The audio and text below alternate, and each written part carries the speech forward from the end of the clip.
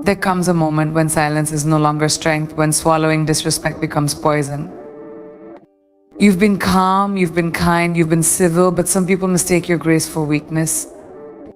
Let me be very clear, you are not here to be walked on. And if someone dares to disrespect you, you do not shrink. You do not tremble. You rise. This is what you say, and this is how you take your power back. When someone is rude to you, the immediate reaction is often emotional anger, hurt, confusion. But here's the truth most people miss. Rudeness is never really about you. It's a mirror of their inner chaos, a projection of unresolved wounds and such frustration they haven't dared to face. And when that ugliness is directed at you, the natural instinct is to fight back, to prove yourself, to defend your worth. But you don't have to dance in their storm. You stand in your stillness. When someone tries to pull you into their mess, the first thing you must recognize is that it is their mess, not yours. This is where your power begins, with awareness. When you say your words say more about you than they ever will about me, strip them of control. That sentence isn't a comeback, it's a statement of. When someone is rude to you, the immediate reaction is often emotional anger, hurt, confusion. But here's the truth most people miss. Rudeness is never really about you. It's a mirror of their inner chaos, a projection of unresolved wounds, insecurity they haven't dared to face.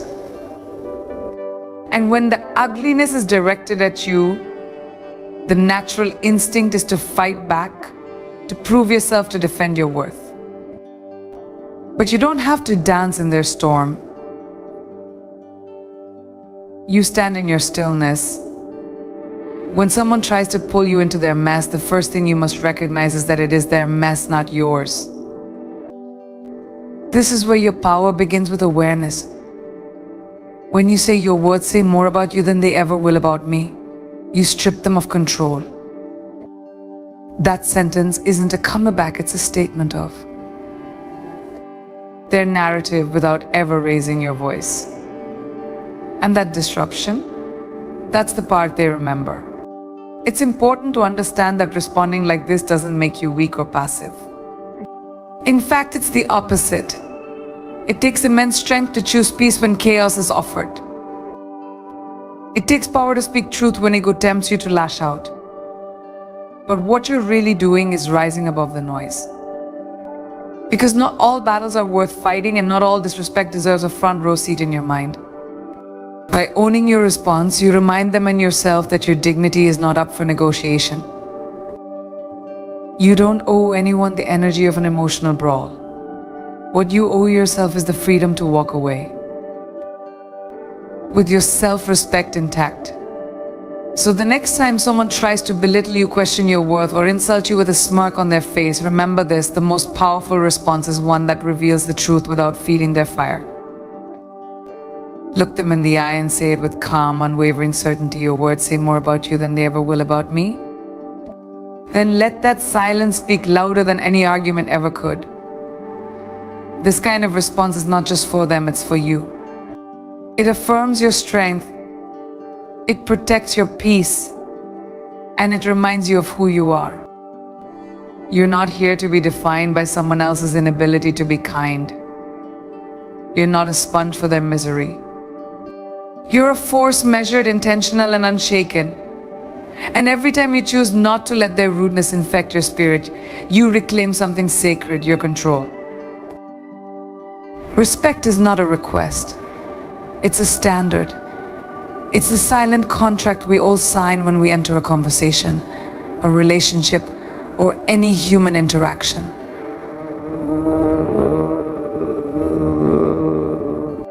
But what happens when someone breaks that contract, when their tone cuts like a knife, their words drip with contempt, and their attitude screams superiority? That's when you draw the line. And you do it not with aggression, but with conviction. You say respect is a two-way street and this is a dead end. That sentence isn't just powerful, it's non-negotiable. It tells them that the exchange is over unless it's mutual. You're not begging for kindness. You're demanding alignment. We live in a world where people often confuse being loud with being right. They think dominance earns them control. But here's the truth you teach people how to treat you. Every time you allow disrespect to slide, every time you minimize your worth to keep the peace, you tell them it's okay to cross that line again. And again. And again.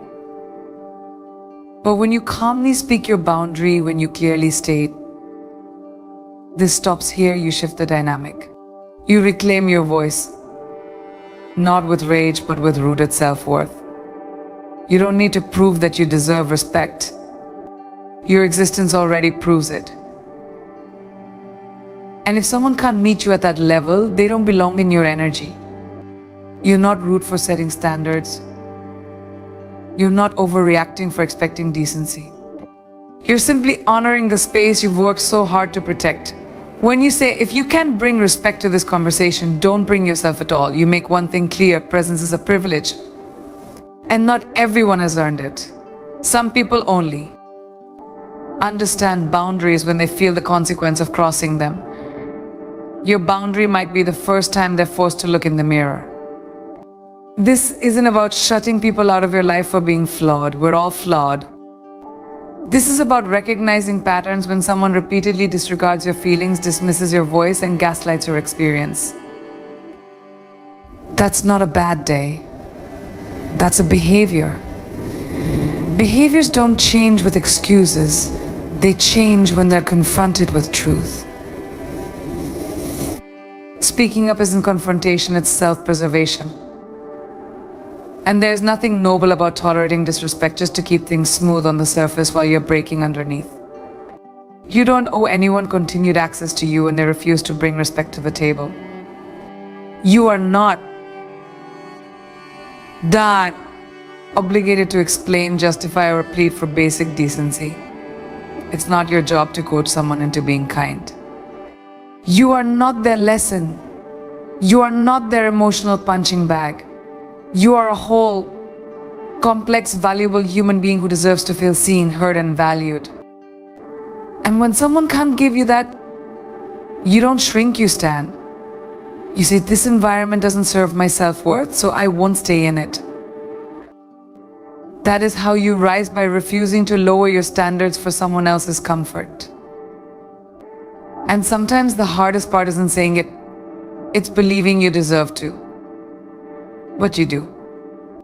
You deserve to be surrounded by people who speak to you with care, who challenge you without crushing you, who listen when you speak, not just hear you, but listen. Anything less than that isn't just disappointing, it's draining. And you weren't put on this earth to be drained. You were built to grow, to thrive, to evolve in spaces where your soul feels safe.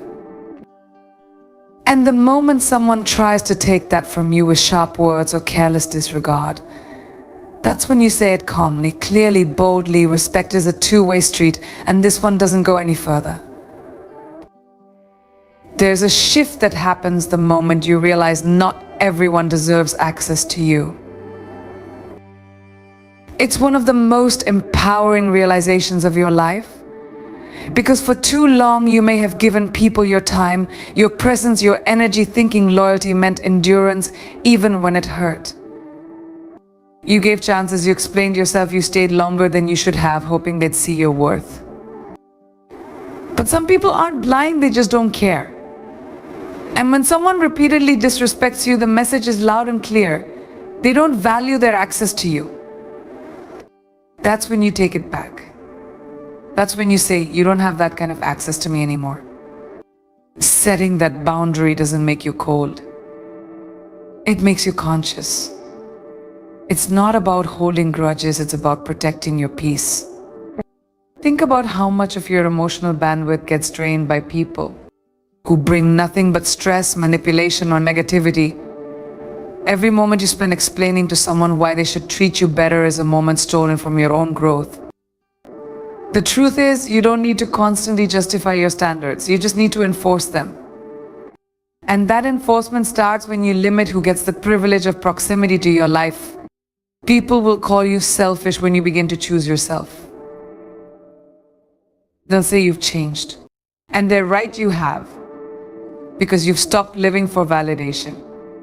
You've stopped bending over backwards to be understood by people who never really tried to understand you. When you say, I protect my peace, and that means limiting who gets to disturb it, you're not being dramatic. You're being strategic. You're choosing sanity over chaos, clarity over confusion, and growth over guilt. And anyone who respects you will understand that. The ones who don't, they were never really there for you, they were there for your access. Taking back access doesn't require conflict. It doesn't need an announcement or a dramatic goodbye. Sometimes it's as simple as silence. A phone call answered. A text left unread. A conversation you no longer feel obligated to continue. Distance is not always physical, it's energetic. You start to withdraw your availability from those who have abused it. And instead of guilt, you begin to feel something different: freedom. The freedom to move through life without tiptoeing around disrespect. The freedom to reclaim your emotional real estate. That's what boundaries create: space to breathe. The people who truly care about you will notice the shift and step up. They'll respect the lines you draw, but those who are only interested in what you could give them will start to fall away. And as painful as that is, it's also clarifying. You start to see who was in your life because they cherished you and who was just using the convenience of your kindness. And here's the truth. It's not your job to carry everyone. Some people are lessons in disguise. And once that lesson is learned, you owe it to yourself to move forward lighter, wiser, and more self-aware. So when someone crosses the line with their words, their actions, or their energy, don't explain yourself. Don't argue. Just remind yourself not everyone gets to sit at your table. Access to your time, your heart, your presence, that's not something you just give away. It's something people earn. And when they show you through their disrespect that they've lost that privilege, you don't make a scene. You simply respond with strength, certainty, and truth. You don't have that kind of access to me anymore. There's a moment when you stop letting people talk to you any way they want. It happens quietly after enough experiences, after enough silence, after enough pretending their tone didn't sting or their words didn't wound. You wake up one day and decide, I'm not available for disrespect anymore. That's not attitude, that's self-respect. And when someone comes at you sideways, rude, dismissive, sarcastic, trying to rattle your confidence, you don't flinch. You straighten your back, hold your ground, and say it with power. Let me remind you who you're talking to. It's not about ego. It's about identity. You know who you are, and you won't let anyone shrink that. People often try to diminish what they don't understand. They'll label your confidence as arrogance, your boundaries as coldness, your strength as attitude. That's because your presence threatens their comfort. But their discomfort is not your responsibility. You didn't come this far to play small just to soothe someone. There's a moment when you stop letting people talk to you any way they want. It happens quietly after enough experiences, after enough silence, after enough pretending their tone didn't sting or their words didn't wound.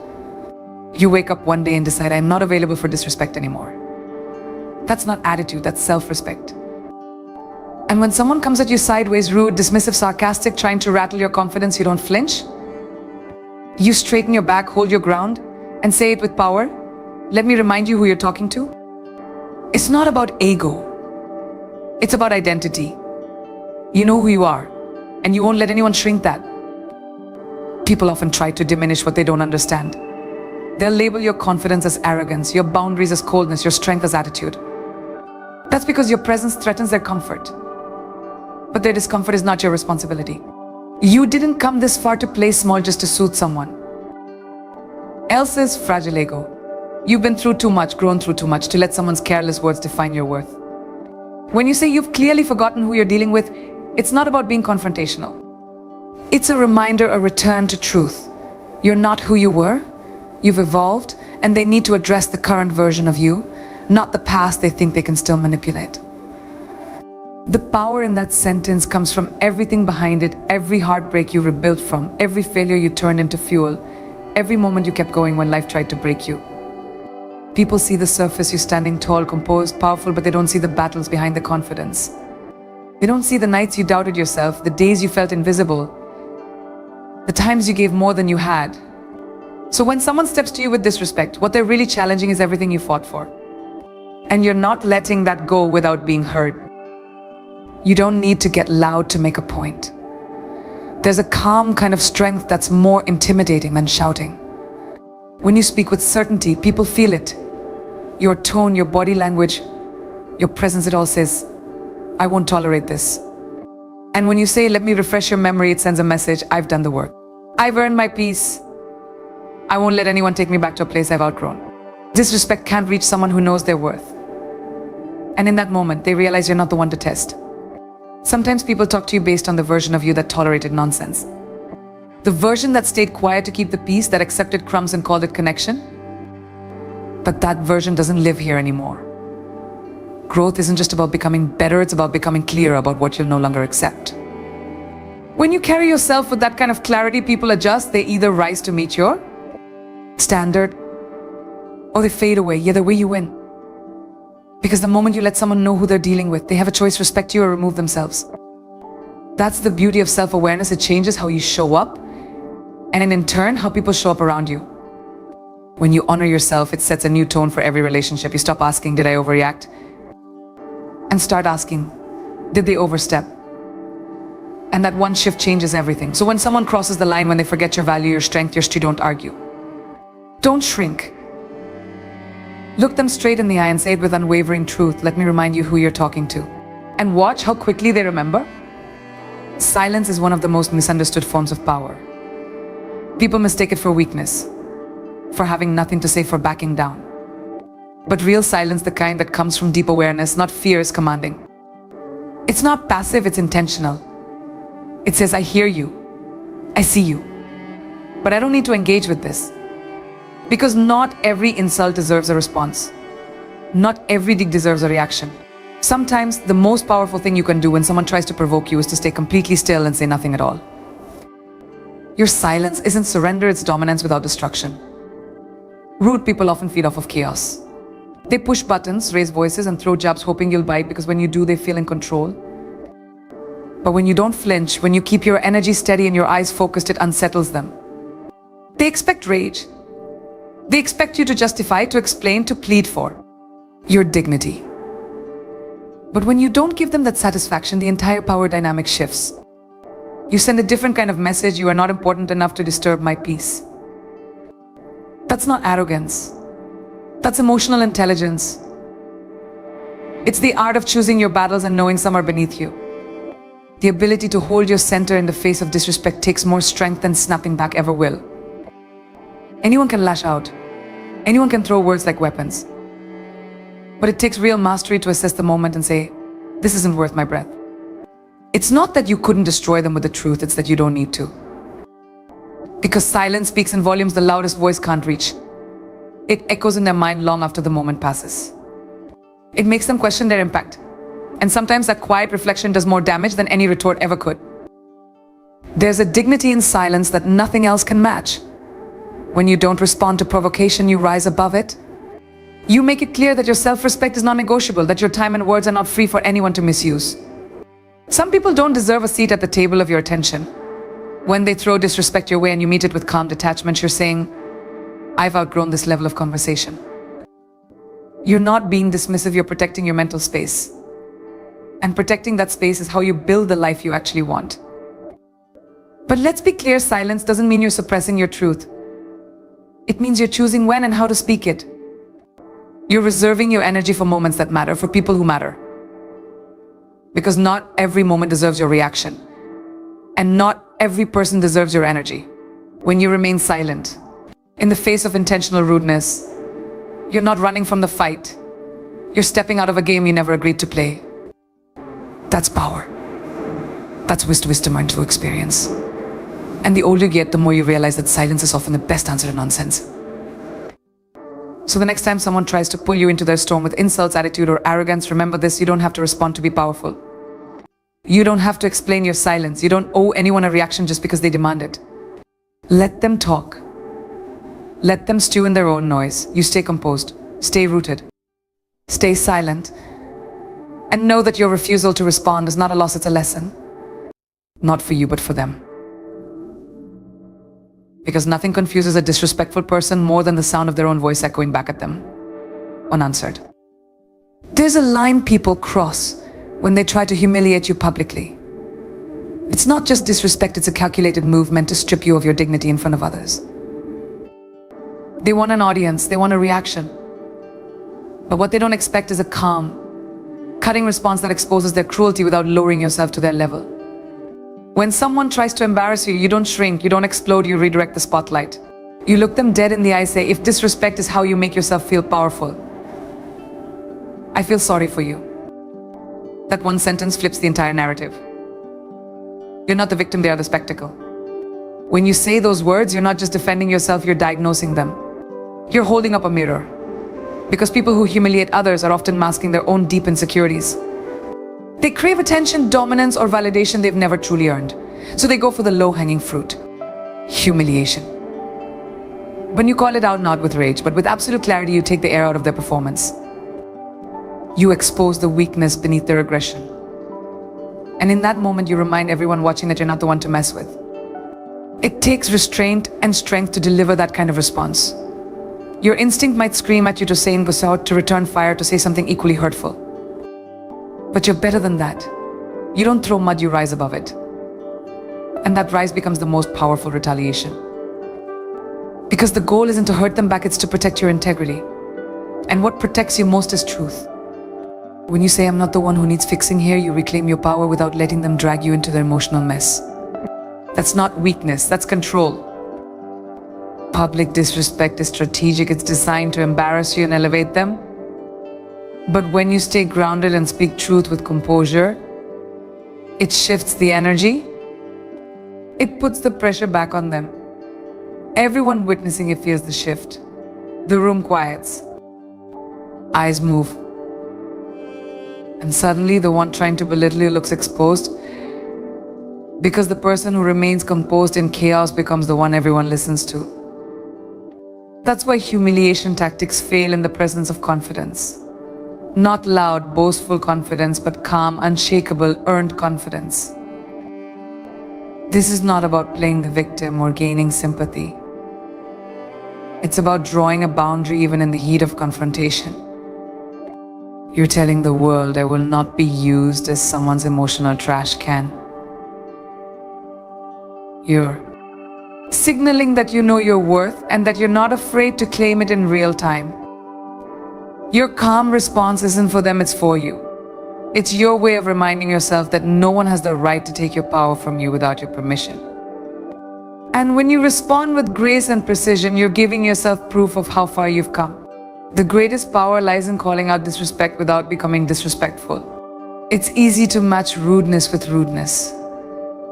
But it takes wisdom to hit harder with truth than with insult.